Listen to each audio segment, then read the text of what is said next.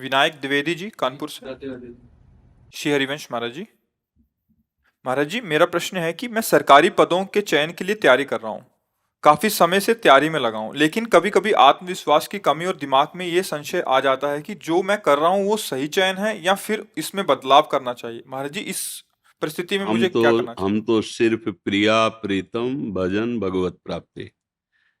ना हमको अभी सरकारी नौकरी की है, ना हम करने का कोई लक्ष्य है, ना हम उसके विषय के ज्ञाता है। बचपन से भगवत मार्ग में रहे हैं। तो वैसे हमने तो एक बोर्ड में लिखवा रखा है कि आप हमसे प्रश्न केवल परमार्थ का, अध्यात्म का, भगवत मार्ग का करें।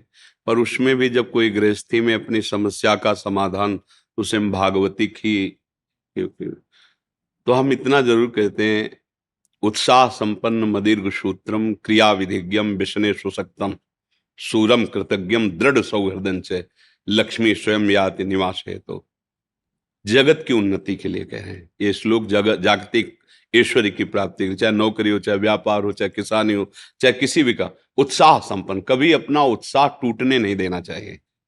वो तभी नहीं टूटेगा जब भगवान का आश्रय होगा। कर तुम अकर तुम अन्यथा कर तुम सर्व समर्थ मेरे भगवान है। आज मैं यहां हारा हूं तो कल जीत जाऊंगा। उत्साह तभी आपका संपन्न रहेगा जब भगवद आश्रय है। उत्साह संपन्न, हर स्थिति में अपने को कभी निराश नहीं होने देना, कभी टूटने नहीं देना, कभी हारने नहीं देना। क्योंकि कभी संपत्ति का योग होता है, कभी विपत्ति का होता है, कभी अनुकूलता आती, कभी प्रतिकूलता आती, कभी जय आती, कभी पराजय आती है। ये द्वंद्व चलते रहेंगे, चाहे कोई भी हो, सबके जीवन में आते हैं। पर हमें उत्साह संपन्न बनना है। इसके लिए भगवद आश्रय अंदर से चलना चाहिए। हरि शरणम, हे भगवान मैं आपकी शरण में हूं। तभी आप इस लोक में उन्नति प्राप्त कर सकते हैं, उत्साह संपन्न हो सकते हैं। नहीं तो उत्साह विजय में दिखाई देती है, अनुकूलता में दिखाई देती है, हार में कहाँ उत्साह दिखाई देता? सब निराश हो जाते हैं। लेकिन वही शूरवीर है जो हार में भी निराशा ना आने दे और किसी भी कार्य को आगे के लिए न टाले, दीर्घ सूत्री न बने। इसलिए मदीर्घ सूत्रम अदीर्घ सूत्री, तत्काल जो कार्य हमें कल करने के लिए दिया गया है, भले संपन्न कल हो, लेकिन चिंतन के द्वारा हम पूरा आज ही कर लेते हैं कि ऐसे से ऐसे ऐसे ऐसे करना है। हम कार्य की सफलता का पूरा अपने दिमाग में बैठा लेते हैं चिंतन के द्वारा। जैसे उत्तम रसोईया वही है जो बनाने के पहले दिमाग में बना ले। उत्तम कार्यकर्ता वही है जो कुछ भी कार्य करने के पहले दिमाग में पूरा उसका निश्चय कर ले। ऐसे ही मदीर्घ सूत्रम, किसी कार्य को आगे टाले ना। अगर इस संसार में उन्नति प्राप्त करनी, हमें परीक्षा 1 महीने बाद देनी है, लेकिन आज ही प्रश्न कर लिया जाए तो उसका उत्तर हम दे देंगे, ऐसी तैयारी रखनी चाहिए। कल के कार्य को आज ही संपन्न करने की वृत्ति रखना है। क्रिया विधिज्ञम, जिस कार्य में लगे उसको विधान से करे, मनमानी नहीं।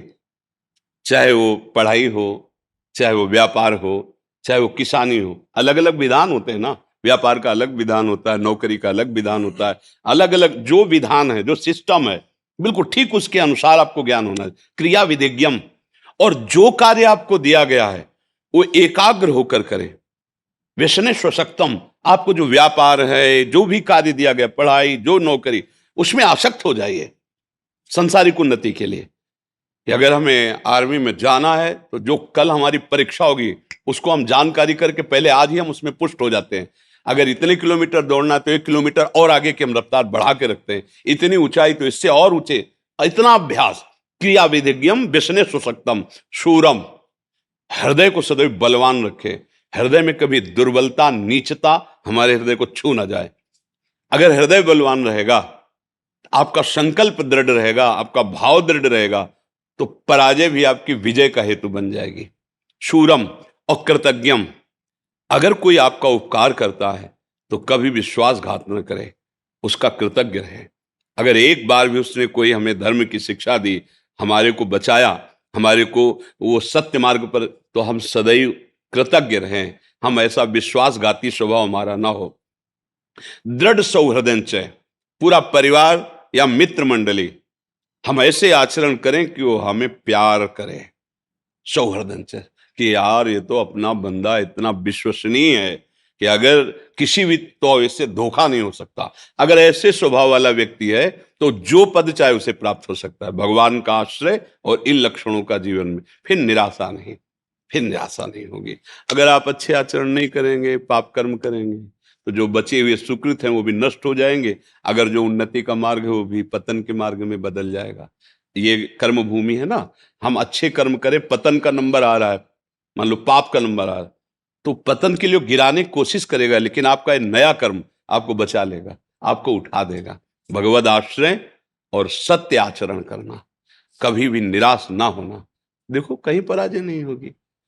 और ये बात अच्छे से समझ लो कि दिन और रात जरूरी है। दिन ही दिन रहे तो ठीक नहीं, रात ही रात रहे तो ठीक। ऐसे इस सृष्टि में दुख और सुख, जय और पराजय, द्वंद्व चलते रहते हैं, इनमें निराश ना होवे।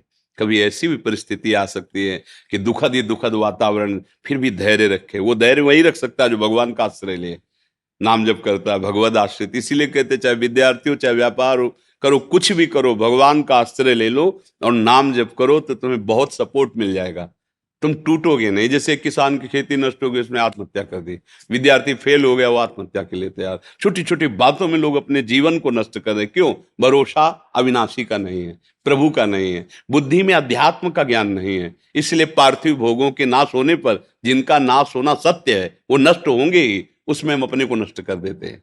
अरे आज फेल हो गए तो हम और पढ़ाई करेंगे, आज हमारा फसल नष्ट हो गई तो अगली बार और पैदा करें। अपने जीवन को नष्ट कर देना उसका कोई हल थोड़ी है। तो इसलिए अच्छे बनो, नाम जप करो, भगवद आश्रित रहो और इन बातों को समझो।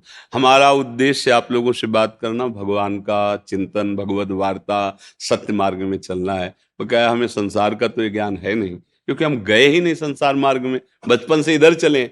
तो हम शास्त्र के अनुसार तो बोल सकते हैं। अब आप किसी ऐसे विषय संसारी, तो हम गए नहीं, हम उसको जानते ही नहीं, तो कैसे उस विषय पर बोले जी।